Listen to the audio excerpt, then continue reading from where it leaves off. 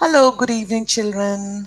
How are you doing? How's your studying going on for all the exams that are coming up? I hope uh, you're studying. I hope it's easy for you, and I hope you're preparing well. Okay, so today I'm going to be doing Unit 13 in your grammar workbook, which is direct and indirect objects. And now we've done this so many times in Unit 5 with verbs. You know what is an object in a sentence. But I'll just go over quickly over what a sentence is. Okay, a sentence is a group of words that make complete sense. The first word of the sentence starts with a capital letter and ends with the full stop, the punctuation mark, depending on the kind of sentence. If it is a imperative sentence or a declarative sentence, it ends with a full stop. If it is an interrogative sentence, you know it ends with a question mark. And if it is an exclamatory sentence, it ends with the exclamation mark. All right? And you know that every sentence has to have a verb in it. A sentence cannot exist without a verb. If there is no verb in the sentence, in a group of words, it is a phrase. Okay, so now we got that clear.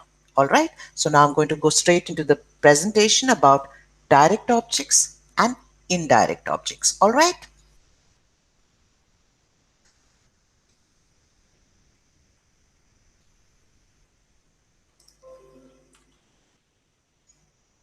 here we go. All right. So so far we've been learning about sentences which have a direct object in it, which has an object in it. Like for example, I drank tea. I drank what? Tea. Okay. The object can only be a noun or a pronoun.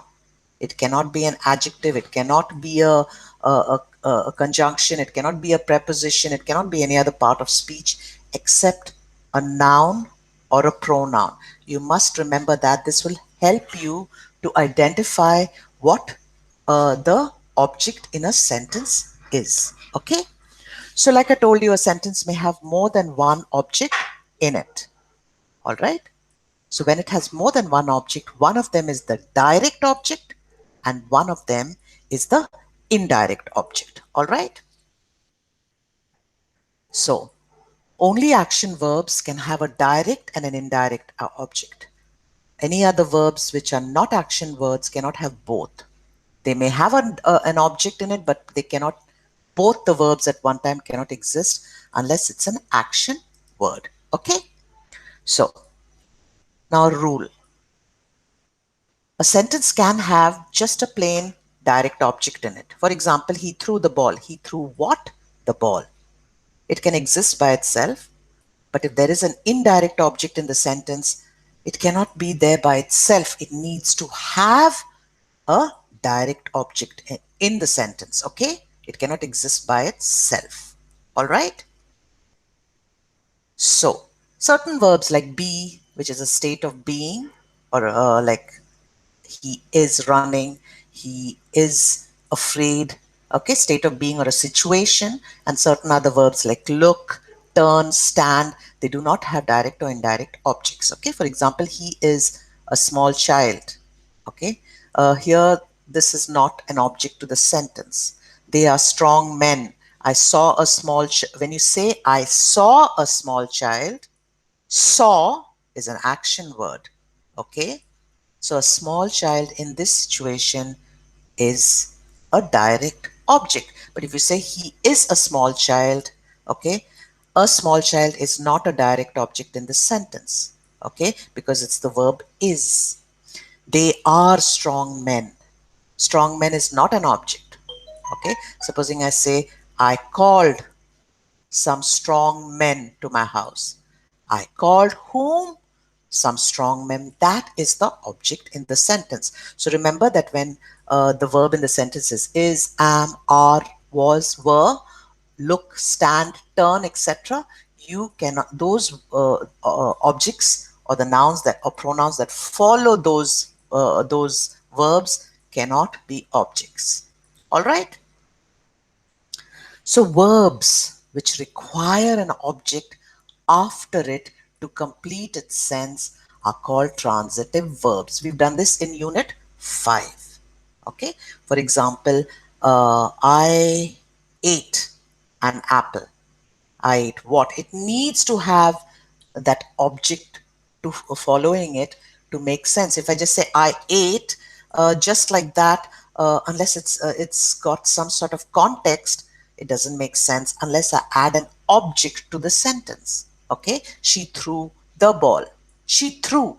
You don't know much about what's happening. So you have to add an object, and through is an action word. You have to have an object after it to complete its sense. Okay, so the object is the answer to the question what after the verb. She threw what? The ball. The ball is the object, it is a noun. Okay, so it's following that rule that an object can either be a noun or a pronoun. Okay, but nothing else. All right, so the verb threw in this sentence is a transitive verb. So there is only one object in this sentence, as you can say, she threw the ball. Okay, there is one object. She threw what? The ball. There is nothing else, right? There is one object in the sentence. The object is the ball. It is referred to as the object in the sentence, and an object, again I'm repeating it, can either be a noun or a pronoun and no other part of speech. Okay? So an object, again I'm going to repeat it, an object is never a verb, an adverb, an adjective, or any other part of speech except a noun or a pronoun. Remember this, is really, really important. Now look at this sentence. The man walked briskly. The word briskly means that he walked not slow and lazy like, he walked in a very energetic manner, right? Briskly. Now you know what an adverb is. Okay, it describes the verb or modifies a verb. The man walked. Okay, now if I add briskly to it, it describes how the man walked. But it is not a noun, it is not a pronoun. Okay, okay, there is no object in this sentence. There is no object in this sentence. So therefore, the verb walked in this sentence is an intransitive verb because it does not need to have an object to complete its sense. Okay? Now look at this sentence. The sunset looks beautiful. The sunset looks what? Whom? There is no object in the sentence. Okay, so when there is no object, the verb looks is an intransitive verb. And besides, beautiful is is an adjective. So therefore, it cannot be an object in the sentence. Tarun is working. Okay, Tarun is working.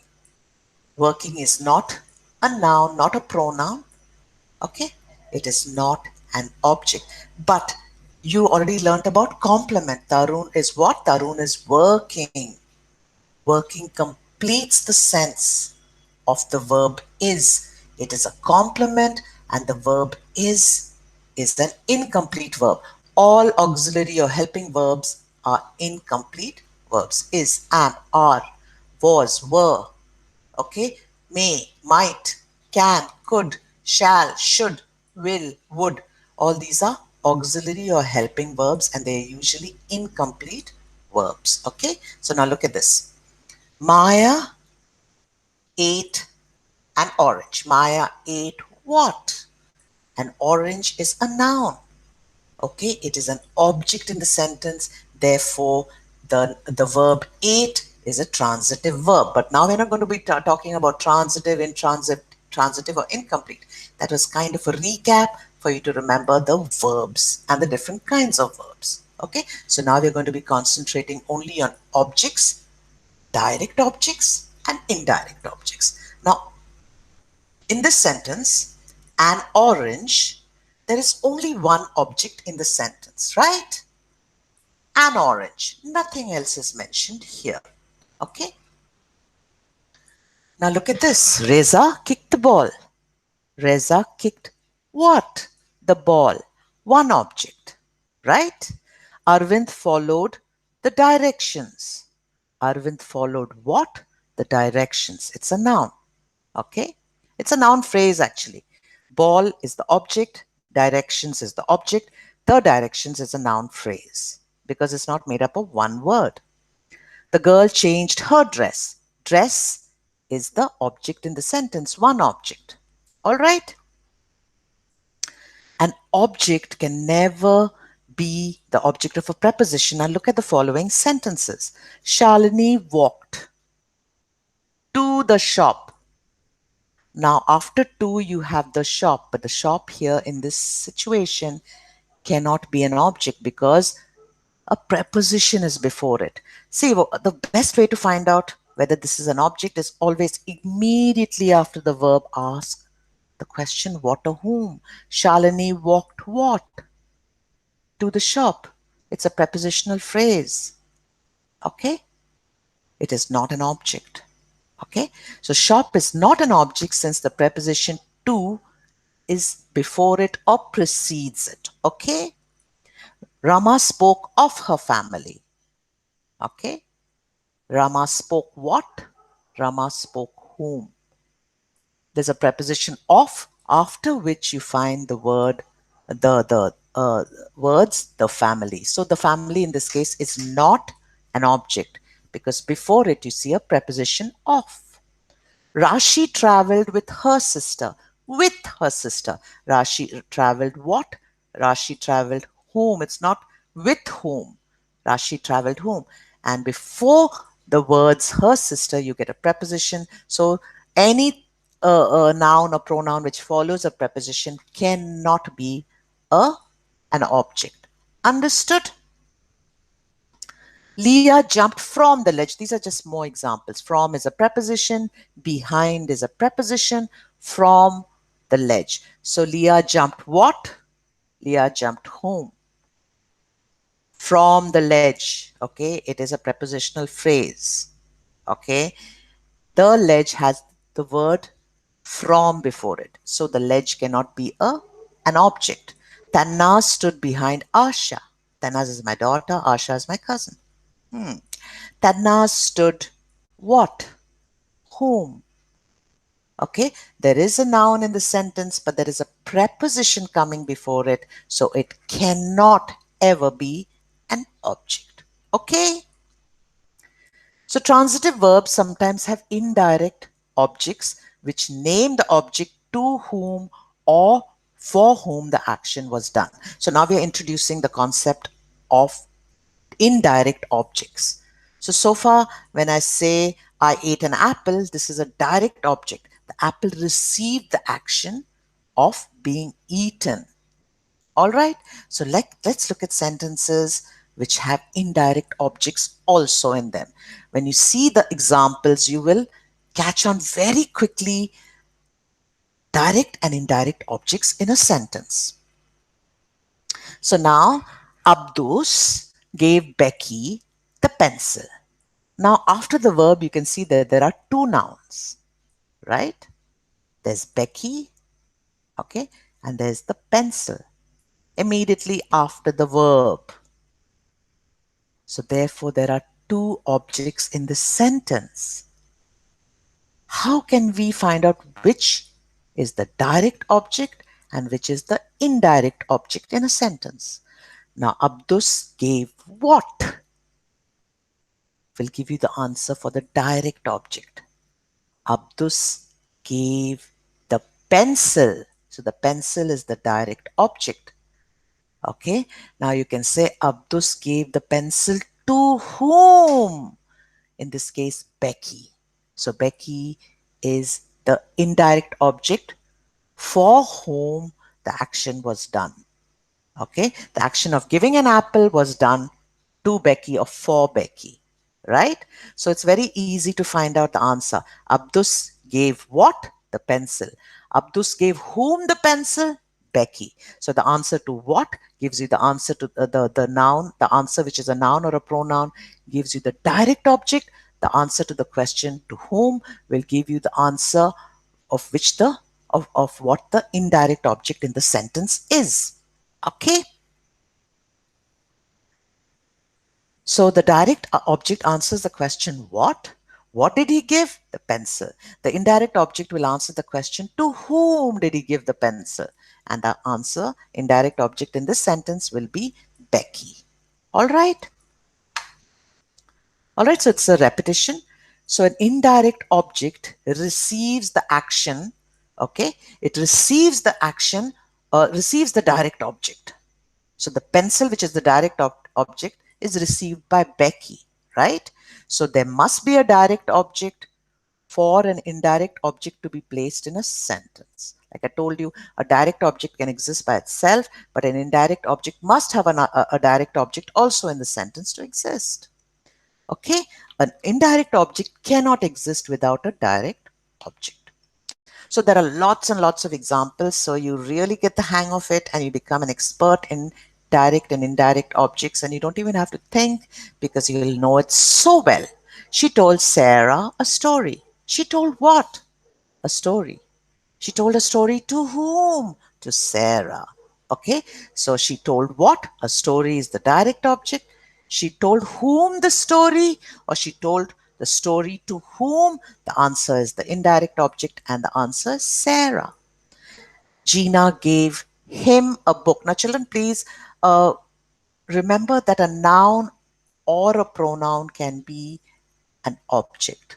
So when you see a pronoun, don't ignore it. It doesn't only have to be a noun, it can be a pronoun as well. So Gina gave him a book. Gina gave what? A book. Direct object. Gina gave a book to whom? To him. A pronoun. Or you can say Gina gave whom a book? Him. Okay. So the book is the direct object. And who receives the book? Him. Okay. It receives the direct object. He sent Julia a postcard. He sent what? A postcard. To whom? Julia. Postcard is a direct object, and the person who receives the postcard or the direct object is the indirect object, which is Julia. He bought his son a bike. He bought what? A bike. For whom? His son. The answer can be to whom or for whom. Okay? He bought his son a bike. He bought what? A bike. He bought a bike for whom? His son. Indirect object. She told Sarah a story, so everything has been explained again, which is always great because it kind of reinforces it in your heads. If you can put to, now look, if you can put to before the noun, that noun is definitely an indirect object. For example, she told a story to Sarah. Okay, so you look at all these in the beginning. He sent a postcard to Julia. He bought a bike for his son. So if it can be preceded, the noun before it, you can put a for or a to. That noun definitely is an indirect object. You cannot say he sent to a postcard, right?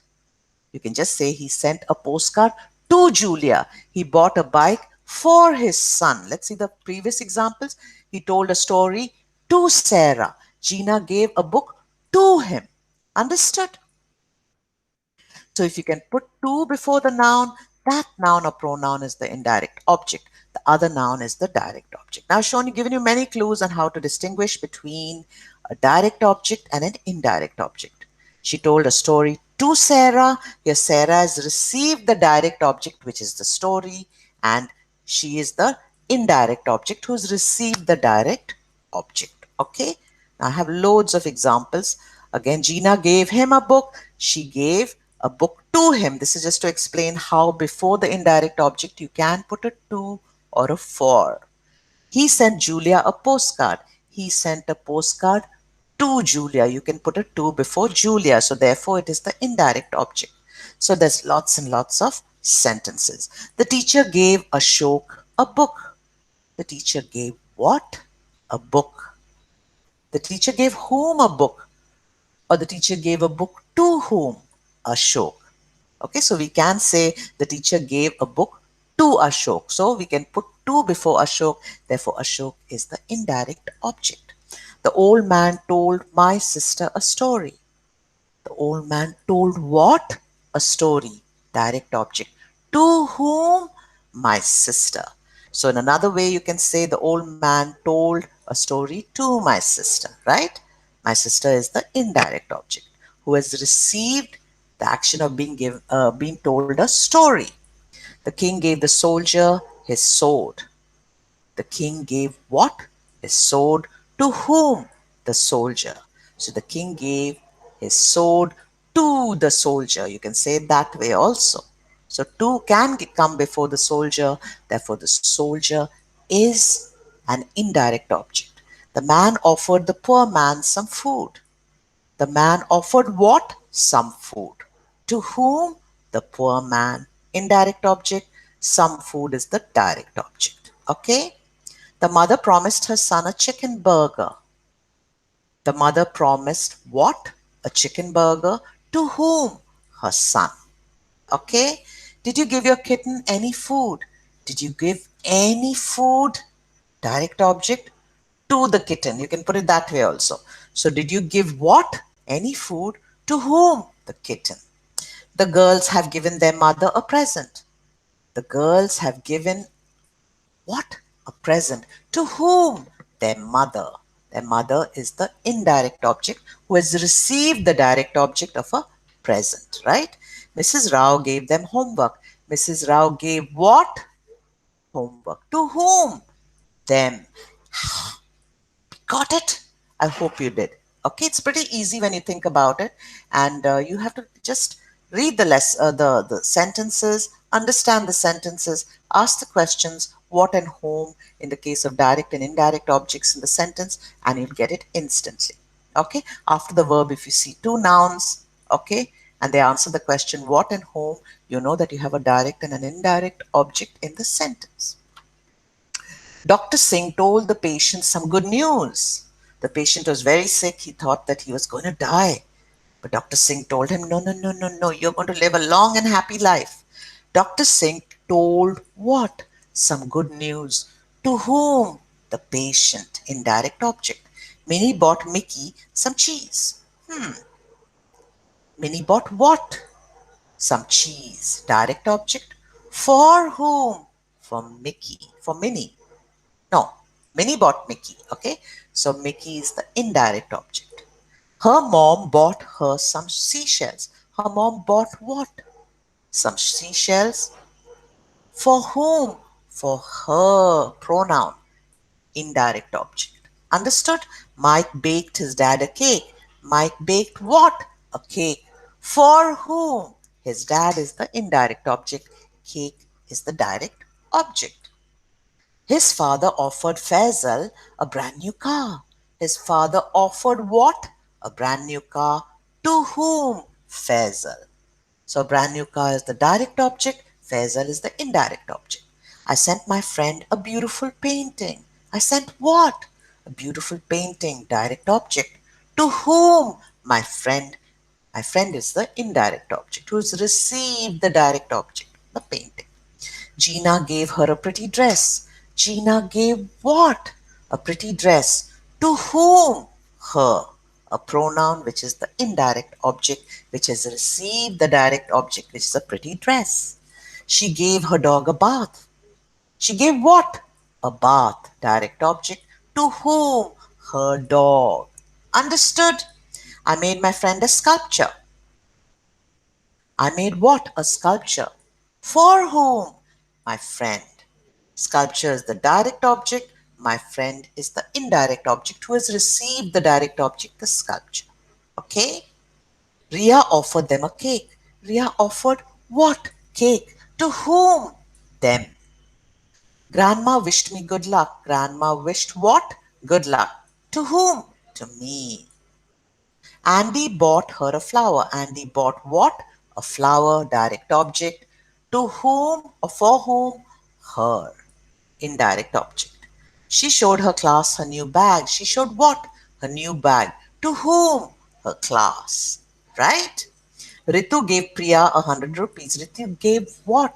100 rupees. To whom? Priya.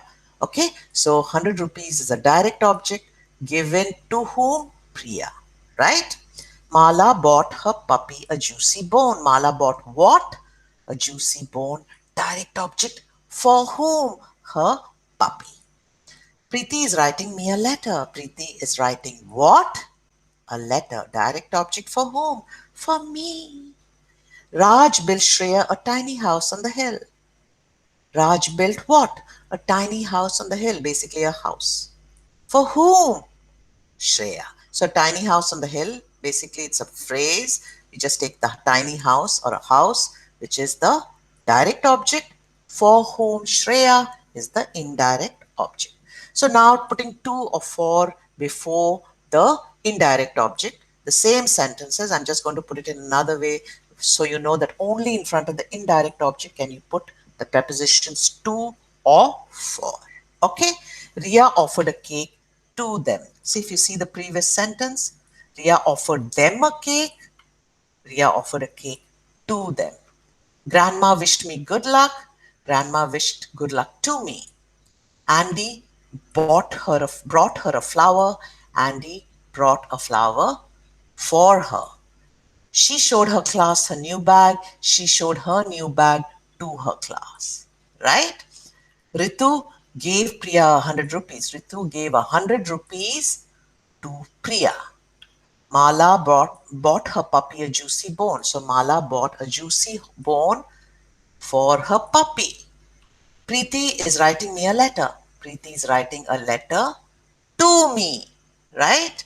Raj built Shreya a tiny house on the hill. So Raj built a tiny house on the hill for Shreya. So see, always before the indirect object to or for can come, and that's how you can identify it. Okay? But usually the indirect object will always, you have to ask the question, to whom? Okay? The direct object is given to whom? Okay? Or done for whom? Okay? And that's the end of this lesson, children. This is a pretty simple lesson. It just requires you to kind of understand the question. You have to read it. Always in grammar, you have to read the sentence very carefully. In case I ask you to identify the direct and indirect objects, you know that after the verb asks the question, what? The answer to that will be the direct object. And the answer to the question, if you say, for example, I swallowed a coin. I swallowed what? A coin. You know there's a direct object is the coin. Okay. Now supposing I say, I told my little sister a ghost story. Okay. So I told what? A ghost story. The answer to what is the direct object. To whom? To my little sister. I told a ghost story to whom? My little sister will be the indirect object in the sentence. Pretty simple, huh? So always remember, children, always when in your exam, anytime you do anything connected with grammar, read the sentence carefully. Okay? Because sometimes if you misread a sentence or you don't understand it, you can get your answers completely wrong. Okay? But by now, I'm sure you have understood this unit really well. Okay? So that's all for now. I'm going to say bye bye and good night to you all. I love you all so much. Bye. Bye bye.